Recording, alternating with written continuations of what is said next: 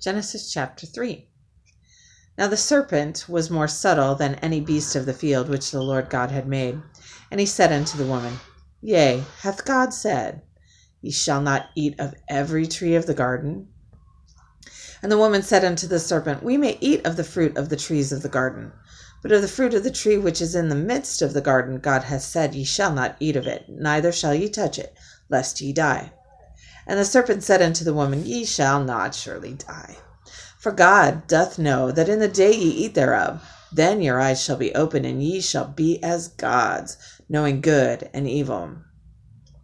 And when the woman saw that the tree was good for food, and that it was pleasant to the eyes, and a tree to be desired to make one wise, she took of the fruit thereof, and did eat, and gave also unto her husband with her, and he did eat.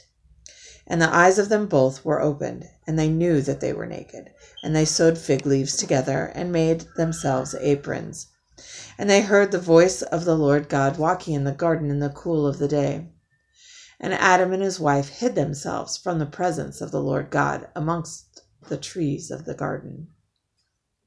And the Lord God called unto Adam, and said unto him, Where art thou?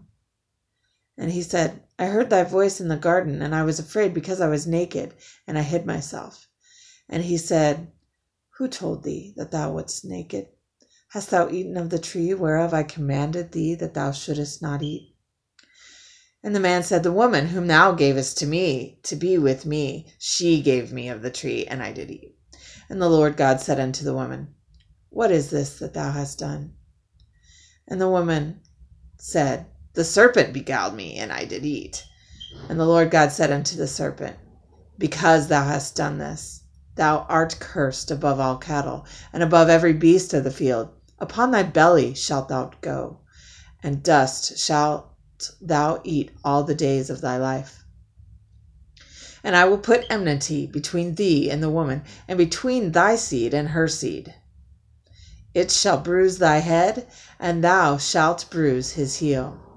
Unto the woman he said, I will greatly multiply thy sorrow and thy conception.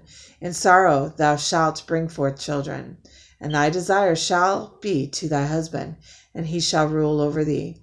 And unto Adam he said, Because thou hast hearkened unto the voice of thy wife, and hast eaten of the tree of which I commanded thee, saying, Thou shalt not eat of it. Cursed is the ground for thy sake. In sorrow shalt thou eat of it all the days of thy life. Thorns also and thistles shall it bring forth to thee, and thou shalt eat the herb of the field. In the sweat of thy face shalt thou eat bread, till thou return unto the ground, for out of it wast thou taken, for dust thou art, and unto dust shalt thou return. And Adam called his wife's name Eve, because she was the mother of all living.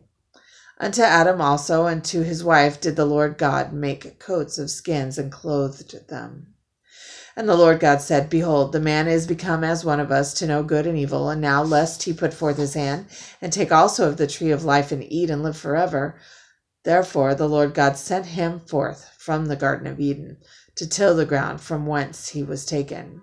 So he drove out the man, and he placed at the east of the Garden of Eden cherubims, and a flaming sword which turned every way, to keep the way of the tree of life.